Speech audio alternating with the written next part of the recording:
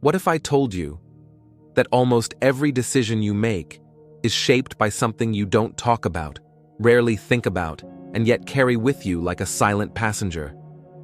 Why do you freeze at the thought of quitting your job, or ending a relationship, or even just saying how you really feel? Why does the idea of starting over make your chest tighten, your breath catch, and your stomach twist? Could it be that beneath all these little fears is one massive one hiding in plain sight? Death. But not just the physical kind. We're talking about the psychological death of identity, the ego, certainty, and comfort. The tiny deaths of old habits, of the you used to be or thought you had to be.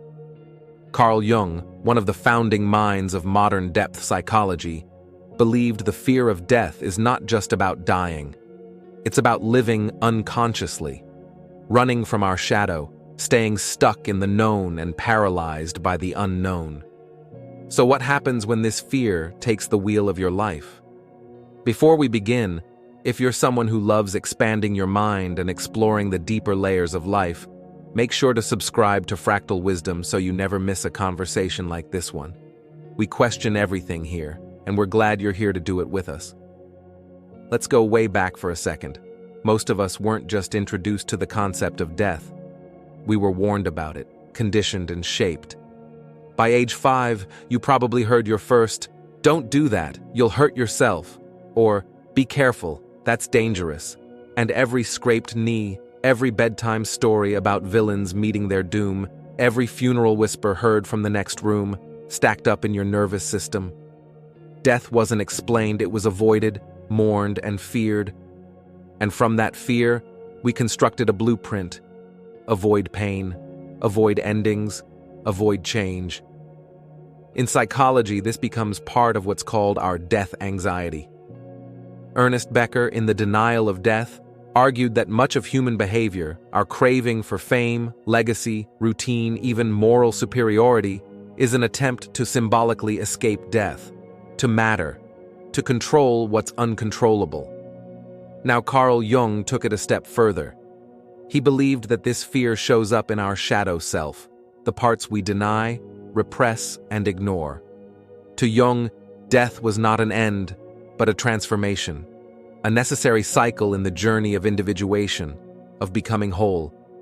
But instead of embracing this cycle, most of us resist, because we've been taught that death equals loss.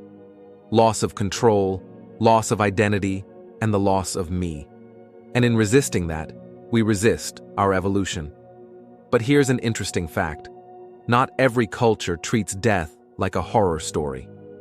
In Mexico, the Dia de los Muertos is a vibrant celebration of the dead. In parts of Asia and Africa, death is a transition, not a tragedy. Ancestors are honored, not erased. Souls are welcomed, not feared. So, what did they understand that we forgot? That fearing death doesn't stop it from happening. It just makes us shrink our lives to avoid it. Avoid taking risks. Avoid falling in love. Avoid changing careers. Avoid looking inward. And ironically, that's the slowest death of all. Let's zoom in now and talk about change. Every major transformation in your life, every breakup, move, career shift, breakdown, breakthrough, felt like a death, didn't it? That's because it was. The death of an identity, a pattern, and a phase. Jung referred to these moments as psychic deaths, necessary collapses of the false self to make room for something more authentic. But when we're terrified of those small deaths, we cling to what's familiar, even when it no longer fits. We stay in relationships that dull us, numb with routines that feel safe, and silence parts of ourselves to keep the peace. All because the alternative, the unknown, is too scary. But the fascinating part is, that fear isn't just emotional, it's physiological. The amygdala, your brain's fear center, reacts to ego death almost the same way it reacts to physical danger. Your system doesn't know the difference. Change feels like dying. So what do we do about it? How do we stop letting a subconscious fear of death run our decisions, limit our growth, and shrink our lives? So if the fear of death isn't just about dying, but about losing who we think we are. What do we do with that? Carl Jung would say, what you resist not only persists, but will grow in size. Meaning, if we keep denying our fear of endings, of change, of ego collapse, we're not escaping them. We're feeding them quietly and constantly. And most people do just that. Not consciously, of course, but through habits, clinging and overachieving. Through never slowing down long enough to ask, why am I really doing this? Let's peel back that layer. Jung introduced a concept that changed how we see the human psyche. The shadow. The shadow is everything you reject about yourself. Every dark impulse, every fear, every desire you've shoved into the back closet of your mind. And guess what's hanging out in there? The fear of dying, all the little deaths you're terrified of. Being irrelevant, unloved, losing control, starting over, even being seen, for real. Our culture tells us to be productive, positive, and polished, but not raw, not uncertain. So we push those feelings down and call it being strong. We stay busy and call it purpose. We stay silent and call it peace. So we unconsciously chase certainty. We pick the job that feels stable over the one that lights us up. We choose the relationship that's familiar over the one that challenges us. We attach to our roles, the nice one, the smart one, the helper, because shedding those feels like dying. But real, authentic life asks us to die over and over again, to let go of who we were so we can become who we really are. And that's terrifying, because the shadow holds the truth. If you go there, you won't be the same. But also, if you don't, you'll never truly live. Let's talk about comfort zones. You know that phrase, better the devil you know? That's death fear talking. That's your brain, your ego, trying to avoid the unknown at all costs. And why wouldn't it? The unknown is where things end. The known is where things stay the same. Same friends, same beliefs, same identity. Even if it's hollow, even if you feel stuck, because at least it's familiar. And the familiar feels safe. But is it? The truth is, we confuse comfort with safety, but they're not the same. Comfort says, stay here. It's warm. Don't rock the boat. But growth says, this version of you is expired. Let it go. And that's where modern life traps us. Our society doesn't just tolerate this avoidance, it rewards it. Have a midlife crisis, buy a car, feeling lost, post a selfie, scared of change, get a planner and optimize your schedule. Everything becomes a way to control what cannot be controlled, to numb what actually needs to be felt. Because to face your fear of death, your fear of endings, is to admit, I am not in control. And that is freedom. Let's split the psyche into two modes. 1. The survival self. This is the part of you that avoids discomfort, seeks approval, fears endings. It's the voice that says, stay small, stay liked, stay safe. 2. The becoming self. This is the version of you that seeks truth, even if it burns. It's the part that's okay with not knowing. It's the whisper that says, change is scary, but stagnation is scarier. And these two are always at war. The survival self is driven by ego. And ego, ironically, is obsessed with avoiding death. But the becoming self knows that to evolve, you have to surrender. That's the paradox. The more you cling to life out of fear, the less alive you feel. The more you accept your impermanence, the freer you become. This is what Carl Jung called the process of individuation, becoming whole by integrating the rejected parts of the self. The shadow, the fear, even death itself. To Jung, a person who integrates death isn't morbid, they're awake. They stop living by default, stop needing validation, and they stop following maps drawn by other people's fears, because they've faced the dragon and realized it was them all along. So here's the question I want you to sit with. Are you living to survive, or to become. There's a subtle shift that happens when you finally stop trying to outrun death and start sitting with it instead. It is quiet at first. You start noticing the pauses, the empty spaces, the way silence suddenly feels less threatening. You no longer fill every gap with noise, plans, and stimulation. Because now you know, the fear underneath was never about death. It was about disconnection. Disconnection from yourself, from the present, from the natural rhythm of impermanence that holds everything together. And that realization doesn't come like a lightning bolt. It arrives like a whisper, one that rewrites your relationship with life itself. Here's a truth that hits harder the more you sit with it. We don't suffer because things end. We suffer because we try to hold on to them forever. We treat life like it's something we're supposed to preserve in glass, a job that stays the same forever, a relationship that never changes, a version of ourselves that remains untouchable, unchanging, liked by everyone. But nothing real can stay still. Your body, your values, your worldview, they're in motion, always. To grip tightly is to suffer. And yet, that's what we're conditioned to do. We seek permanence in an impermanent world. We call it success, stability, and achievement. But in truth, it's an attempt to protect the ego from dissolving. Carl Jung warned against this spiritual stagnation. He called it identification with the persona, mistaking our masks for our true selves. The role, the image, the version of us that plays well in the world, but quietly chokes our growth. So what happens when we release the grip? We begin to feel what was under the surface all along. Stillness, openness, something deeper than identity. Not an absence, but a presence. Not the death of who you are, but the space where who you really are begins to emerge. Let's not pretend this is easy. We live in a culture that worships youth and avoids aging like it's a disease. We push grief into polite corners. We hide old age, euthanize pets privately, use euphemisms for dying.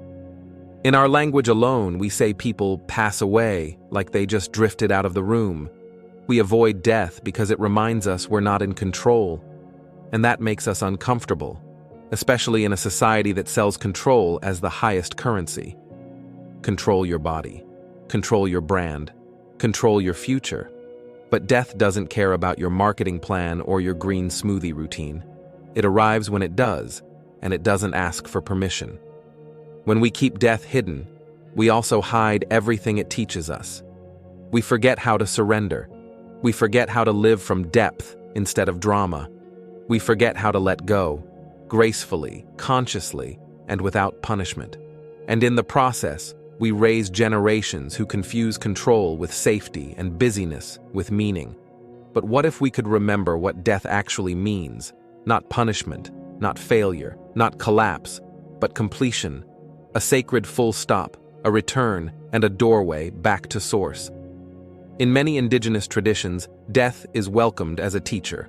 In African cosmologies, ancestors walk with the living. In Mexican culture, the dead are celebrated, invited back with food and song. In Hinduism, death is part of the cosmic cycle of birth, life, dissolution, and rebirth.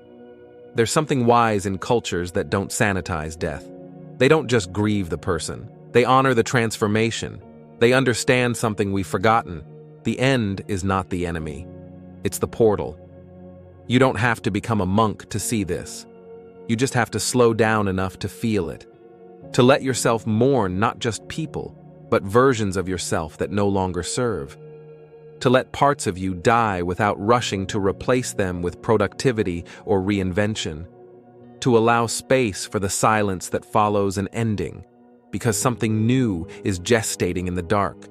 Jung once wrote that the greatest tragedies of life are not the things that happen to us, but the lives we never truly live because of fear. And maybe this is what waking up really means. Not escaping death, but allowing its wisdom to soften us. So maybe death isn't just a fact of life. Maybe it's the missing ingredient, the humbling force that keeps us real. That brings us back to what actually matters. That burns away illusion until all that's left is what's true. You've made it through a conversation most people avoid for a lifetime. Not many are willing to ask, is death shaping how I live?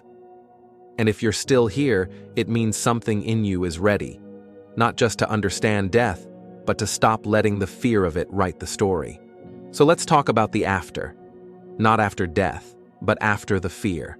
What does life look like when death is no longer the shadow behind every decision? Most of us have been trained to treat identity like a trophy. Build it, defend it, protect it at all costs.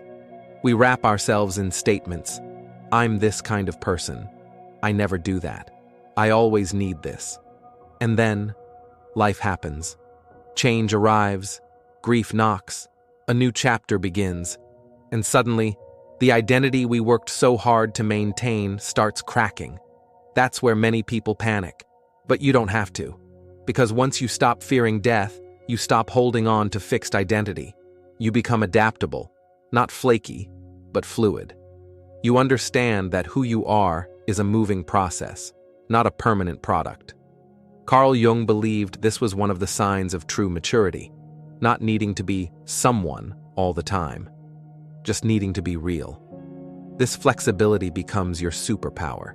You're no longer devastated when old beliefs fall away. You're not crushed by change. You just shift. That's not weakness. That's wisdom. So how do you actually live with death close? Not fearfully, but consciously. It's not about constantly thinking of your funeral or writing your will, although those are good ideas too. It's about living in a way that death wouldn't interrupt. It would complete. Ask yourself, if today were your last full day of consciousness, how would you treat your time? Would you still scroll past people's words like nothing matters? Would you still wait to say what you feel? Would you keep putting off joy until you finish everything? Living with death in the room doesn't mean drama. It means deliberateness. You become less reactive, less easily offended, more grounded. You don't need every moment to go your way. You just want it to feel real. You stop giving your energy to things that drain you. You start protecting your peace like it's sacred, because it is.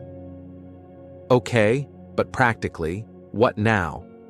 Here are a few ways people who've made peace with death tend to live. They ask better questions. Not, what do I need to fix? But, what am I avoiding?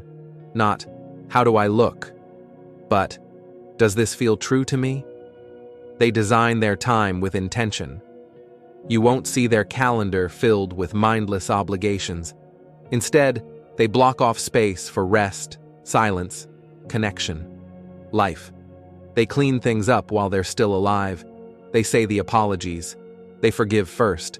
They clear the air so the people they love aren't left wondering. They honor the full spectrum. Not every day is inspiring. Some are quiet, grieving, ordinary, and that's part of it. That is living fully. Here's the most radical shift of all. When death is accepted, not feared, you stop outsourcing your courage. You don't wait for approval. You don't wait for someone else to go first. You stop putting off what you know in your bones you need to do. Because you know what's actually scary? Not failing. Not being misunderstood. But looking back and realizing you never really tried. Death teaches urgency, but not the hustle kind. The soul kind. The kind that whispers, you don't have forever, but you do have right now. And right now is enough to begin. This video hasn't been about death, actually. It's been about aliveness, how we hold it, fear it, avoid it, and finally, reclaim it. Carl Jung said, the privilege of a lifetime is to become who you truly are. And the truth is, you can't do that while spending your life avoiding endings. So let this be your reminder. Your time is precious because it's limited. And that doesn't make it sad. It makes it sacred. Thank you for walking this path with me. One most people are too scared to even look at. If this video meant something to you, don't just close the tab and forget it. Hit the like button to help this message reach others who are also ready. Share it with someone whose soul you trust. Comment below. I'd love to know what this awakened in you. And if you haven't yet, subscribe to Fractal Wisdom. We're not here for shallow content, we're here for the real stuff. And you're part of that now. See you in the next journey.